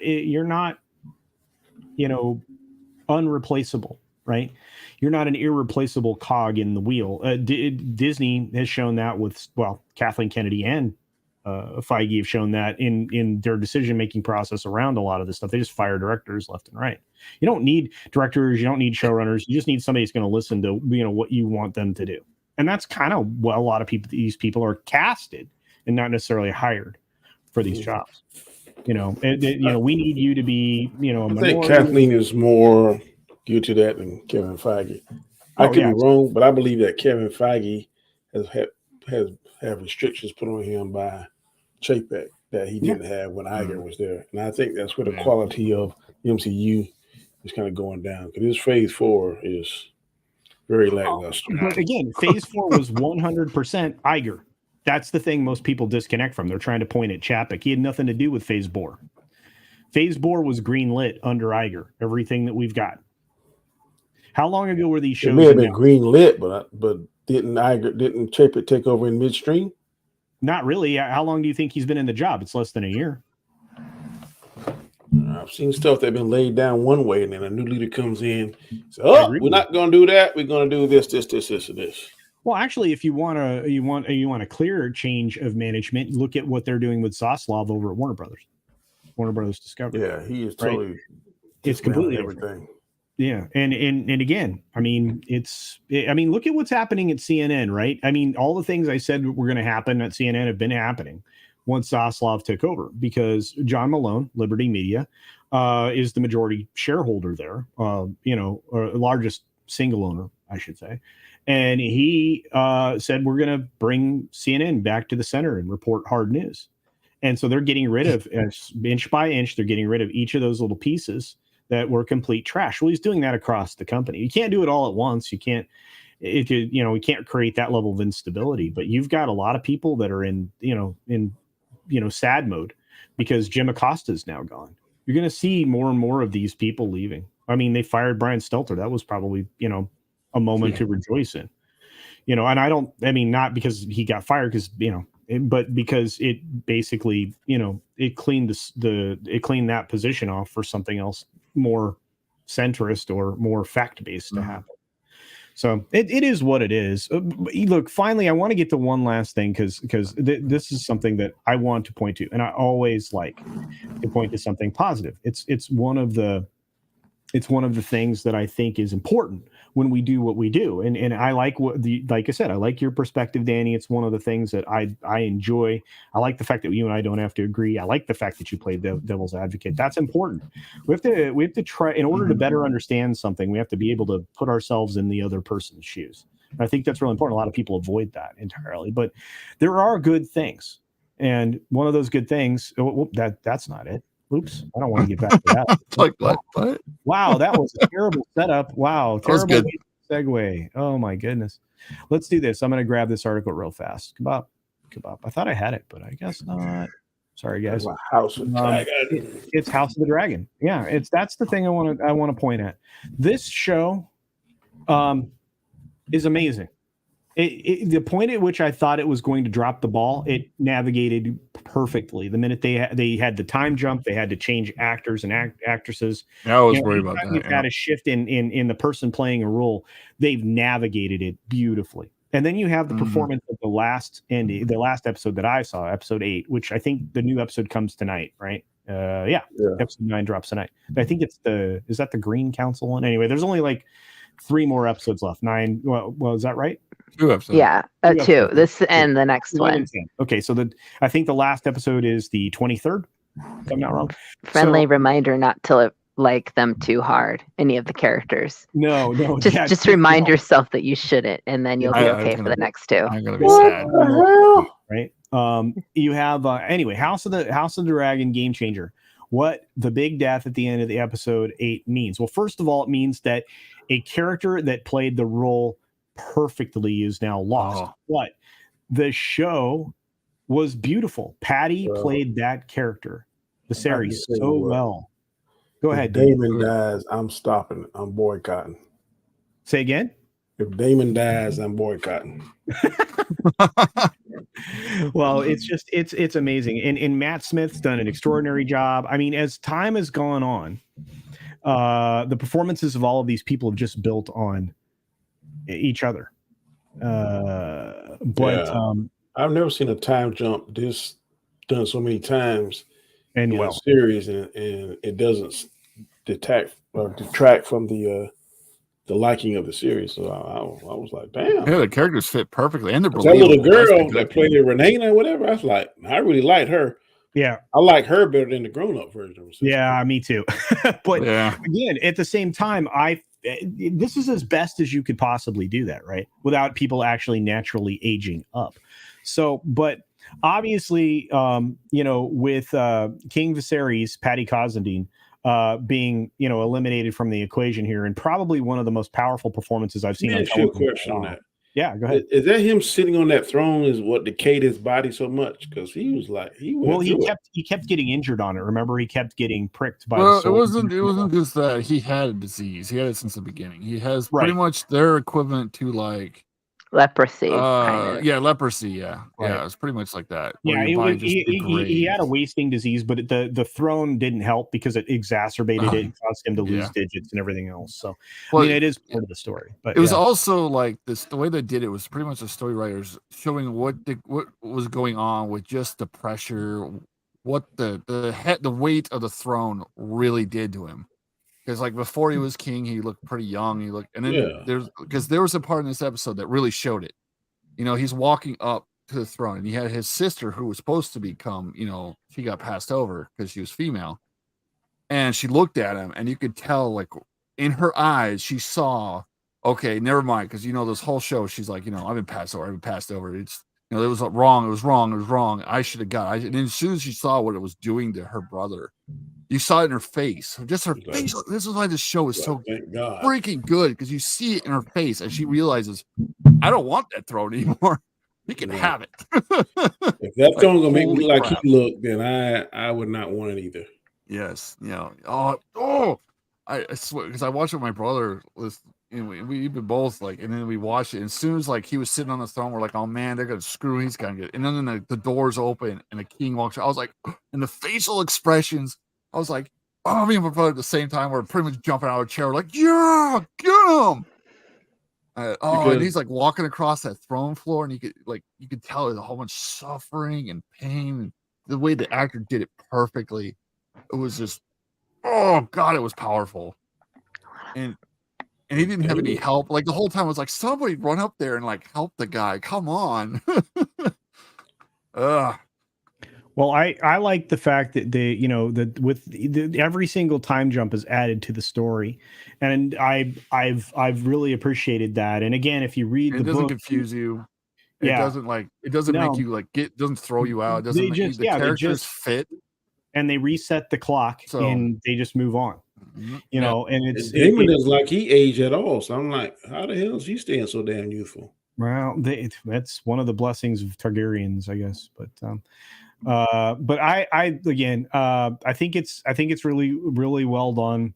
I wish Emma Darcy was a little bit better at her job, but overall, I love this show. And you know, I should have probably started reviewing it from the beginning, but now I feel like I'm just going to end up reviewing the entire show when I get back from Orlando. I'm ready for that queen. I don't like her. But I mean, if you look at it, and this moment was so amazing. Yeah, when he took off that freaking mask, you see like his inside of his cheek and everything. I was like, oh my god, it looks so good. Yeah. They did such a great job. Did that makeup was on point. Yeah, and I mean, look, this is coming out of a non-entertainment paper, right? The New York Post. This is something good we can talk about. We have been talking about for a while now, several weeks, and they did the smart thing. They released it week in, week out, every week, so that you had appointment television. Amazon Rings of Power tried to do the same thing. Now, to be fair, these were shows competing with each other. This was done intentionally, right? Whether one was going to come out before the other, they were always going to compete with each other for viewer attention. Go ahead. House of Dragons, MCU, Rings of Power is the DCU. That's the only way I can sum it up. Yeah, and it's great. Well, it's right. You have Marvel versus DC at this point, and at Marvel this point, was great. Game of Thrones wins this round, and they probably will win the next round. But here's the other thing: you're not going to know about Rings of Power for 2.5 years. House of the Dragon, it won't be that long. Maybe a year. Something?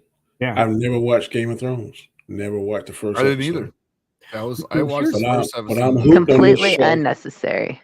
I'm hooked on this show, and it makes me want to go back and watch Game of Thrones to see where it ties in at. And and that's the cool thing, Danny. A lot of people went back to watching Game of Thrones from the beginning just because. I wanted to, but I know how Game of Thrones ends, and that's the only thing keeping me from watching the show. I know how this is kind of Ring of Powers is kind of making me want to go back and watch Lord of the Rings so I can know where they tie in at. So sometimes I think going in watching an IP without no knowledge of it sometimes can be a blessing because it can make you go back and watch the original. Yeah, that's the only thing good about Rings of Power. Is actually got people like who never read the books going, this show's okay. Yeah, I want to go read the books and see what. And then they get in the books, and then they're like, Rings of Power is crap. But at least the books are good, and the movies were freaking masterpieces. A lot of criticism I seen was like the race bending, and I'm like, what's the big deal? Yeah, well, the big thing with that was Tolkien was very specific in his writings. Like he was very geography, like the guy who knew geography, he knew he had everything written a certain way. The entire Very history descriptive. of the world is written. So if you were a certain skin color or a certain race of person, you came from a certain section. Like the Southerners were in the show. They should have all been black. Because that in Tolkien's universe, that's what they were. But they, they wouldn't do that. In the movies, they do it, right? Because they have the elephants, they have the, all the freaking stuff. Right. That was the region they were from. The dwarves, they don't have, they're underground. Come on. They literally, they should be paler than me. And I hated dwarves in the show. I fucking love dwarves, and I hate what they do. I like the Prince Dwarf. I thought he was really good. Right. Look, and the conflict between him and his dad. I'm kind of feeling that. Yeah. With the conversation around these two shows competing like Marvel and DC do, Pinochet's helicopter tour says he typed in House of the Dragon. And the first result that pops up on the Prime account is Rings of Power. And, so if they weren't in direct comparison or in competition, that wouldn't have been the first thing to pop up, right? They are using tags and keywords just like you do for any other kind of suggestive. Hey, Bear, Nerd Fun is in the house. This guy is amassing quite the collection of amazingness. I hope you're doing well, Bear. Hope you're doing well. Here's a point. Liam McNeil says, and this is something that I understand where you're coming from. Believe me, as a fan of the show until the last few seasons, Rings of Power is so bad it makes House of the Dragon look better than it actually is. Sorry, but it still leads to the season 8 disaster. Yeah, and I would say that it kind of went off the rails in season 6. But that's not. Yeah, you changed the abbreviation because I was like, "What the hell is Hot D?" House of the Dragon, Hot D. Yeah. Oh goodness. Yeah. No. Like that's the only thing that's stopping me from going back and watching Game of Thrones is because I know the last couple seasons. I don't want to get into a show and be like, "Oh man, I love this show," and then I know, I know at a certain point it's just gonna go. Well, the thing with House of the Dragon, I think you could feel better about watching it in the sense that it's a solid book and it's a history of the Targaryens from like the beginning to the end, so to speak, of these certain stories. It's like completely written out more or less. And you could watch it completely separate from Game of Thrones and never watch Game of Thrones and just have a good experience because it's not like, even if they work in occasionally the dagger or whatever, none of it matters whatsoever. Game of Thrones won't influence this one as far as the story goes because, like you said, this one's before. So I would encourage people to watch it just for the fact that it's been doing a pretty good job. Yeah. It's more of like being able to get that bitter taste out of your mouth. Well, I want to say this, and this is really important, and I got this point from Dapper Bard Games today. He sent me a DM. And you should check out Dapper Bard Games. I think I said that at the beginning of the stream.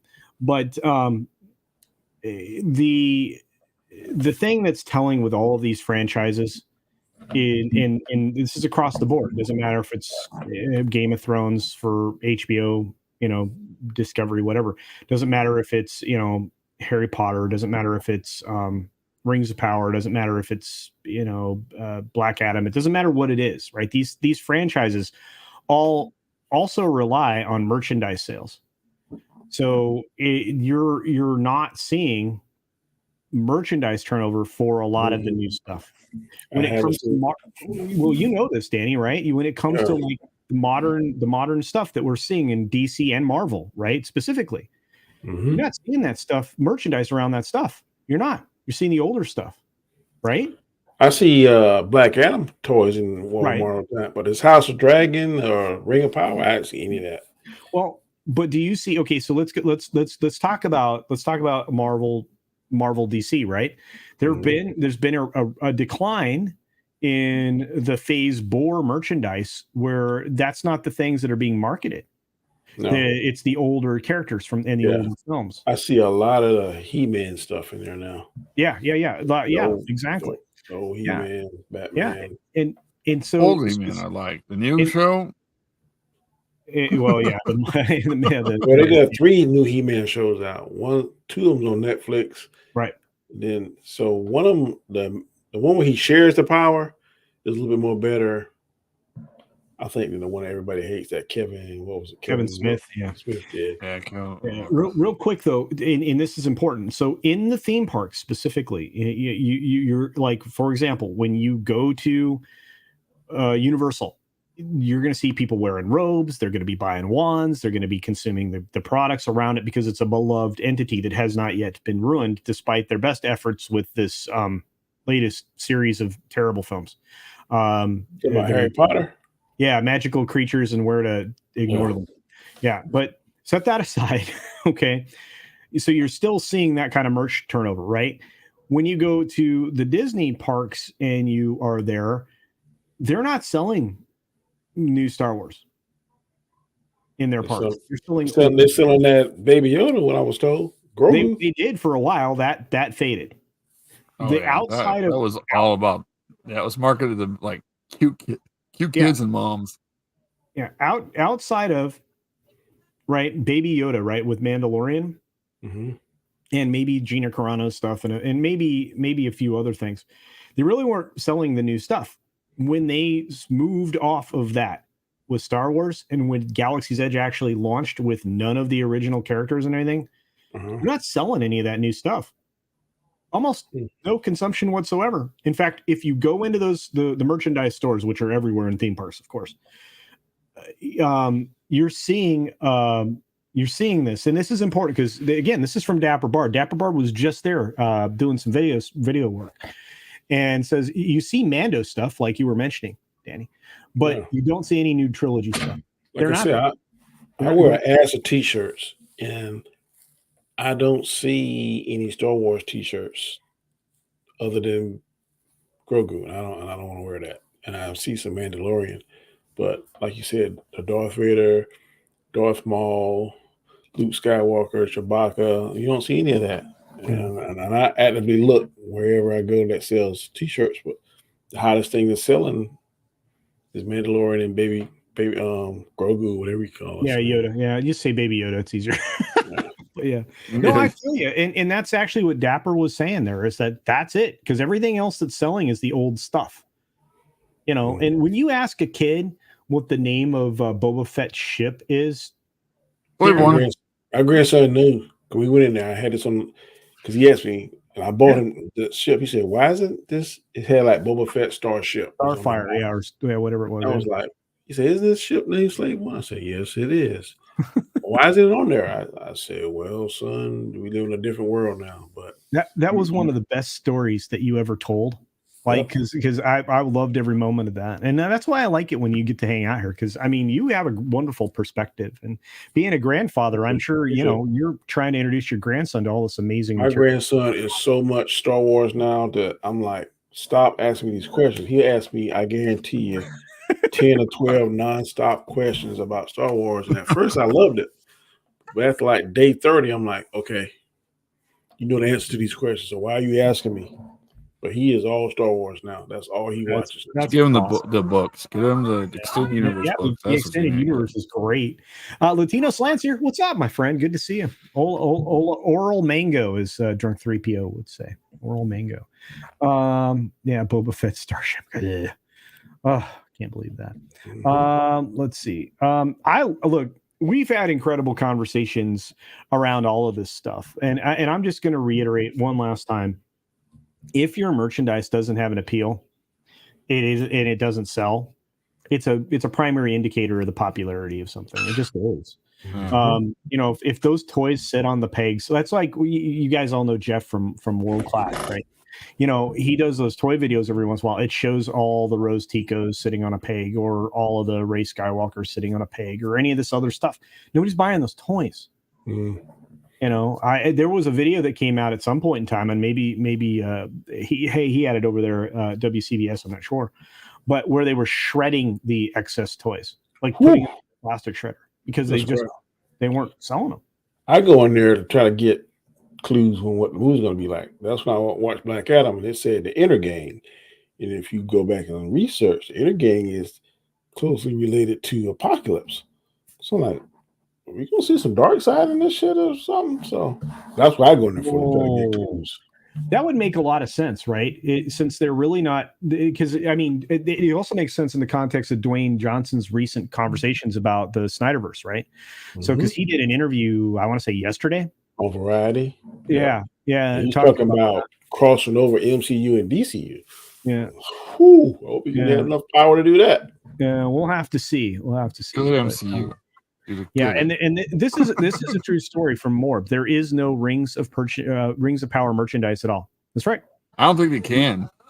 Well, I don't know if they can. I don't know. I think they own the rights, so I mean they could produce it.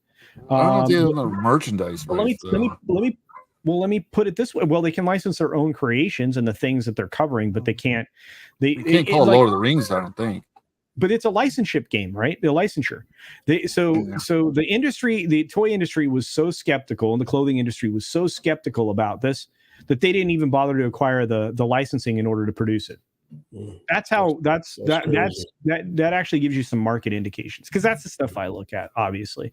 In fact, part of the conversation this week, and obviously over on Midnight's Edge, you're going to get a much better in detail conversation around the attacking of fans with She-Hulk. But part of the video stuff I'm doing is how a lot of these media and tech companies are struggling right now, and they're going to, and why going forward. And a lot of it has to do with this fact that they're pushing stuff that nobody wants. And they've been doing it for a while, and you know, to a certain extent, if you've got outside money coming in to support it, it can exist. But once that dries up, and once your base is just frustrated and they start to abandon you, because they're going to get to a point where fans are going to be like, no matter how Americana Disney World is or Disneyland, they're going to get to a price point where fans ain't going to be able to afford it. They're going to be in trouble. Yeah, and our good friend Dash Attack here for $9.99. Thank you, my friend, who's a VTuber and a cool person to hang out with. Great stuff, man.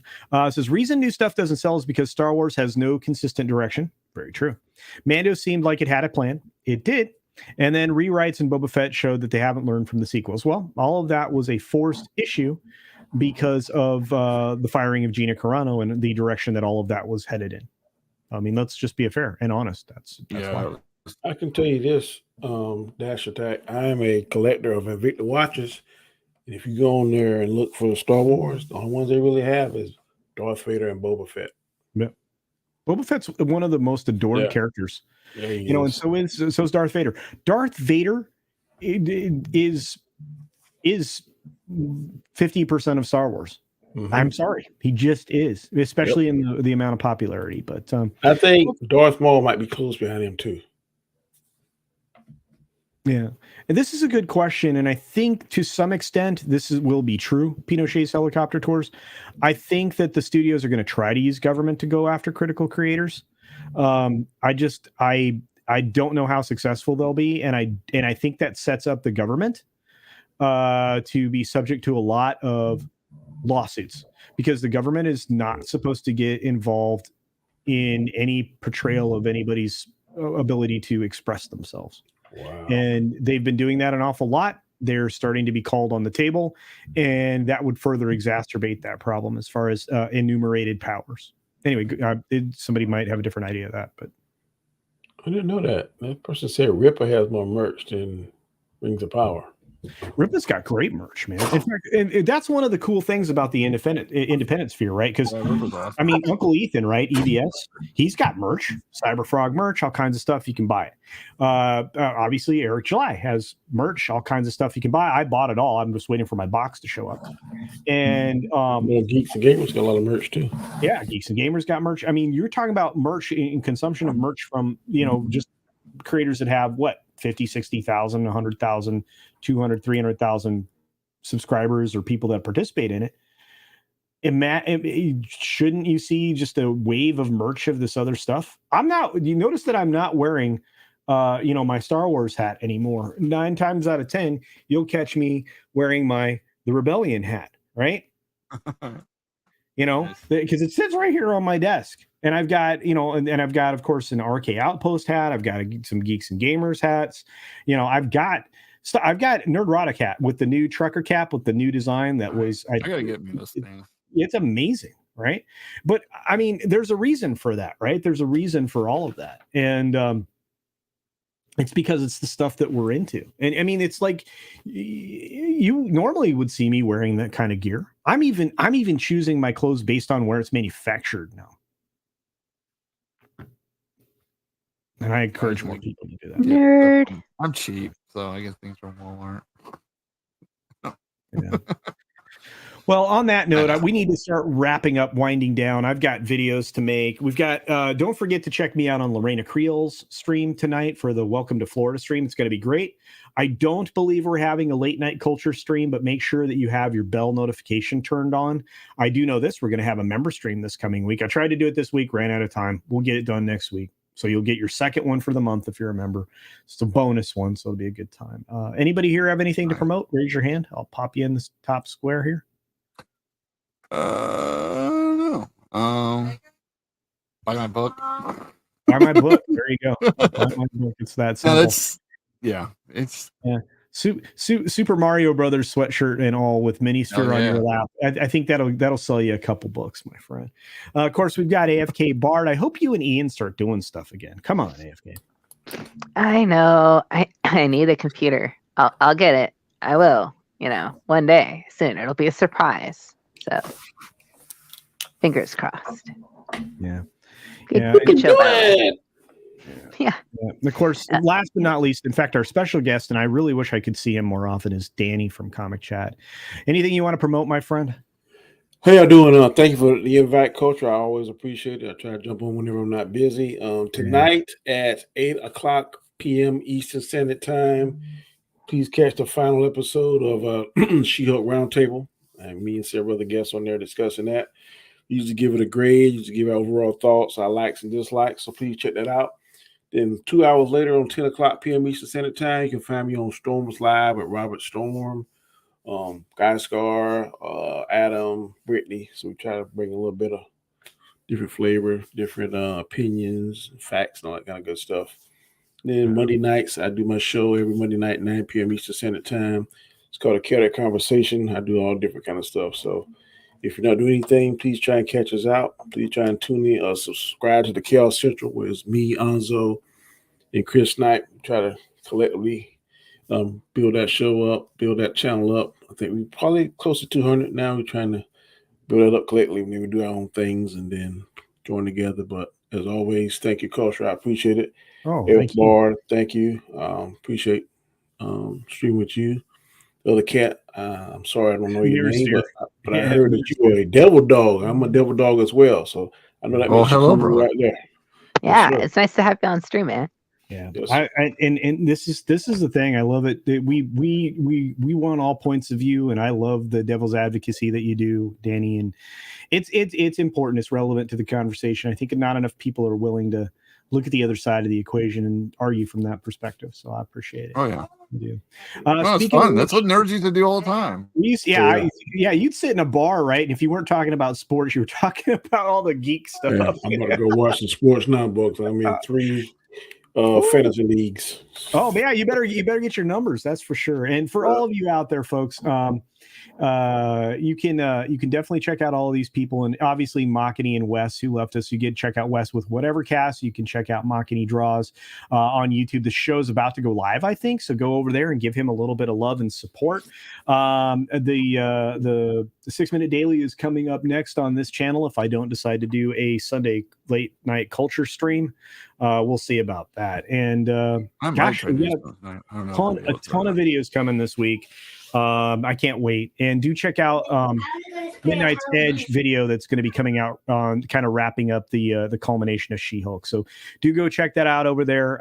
And of course, I already mentioned Lorena Creel, but I can't wait to see her. I'm only a week away from being able to see her. Pretty stoked. Aww. And with that, thank you all. Everybody have a great day. We're going to run the outro. Danny, you're awesome. And we'll see ya. Same to y'all. Bye.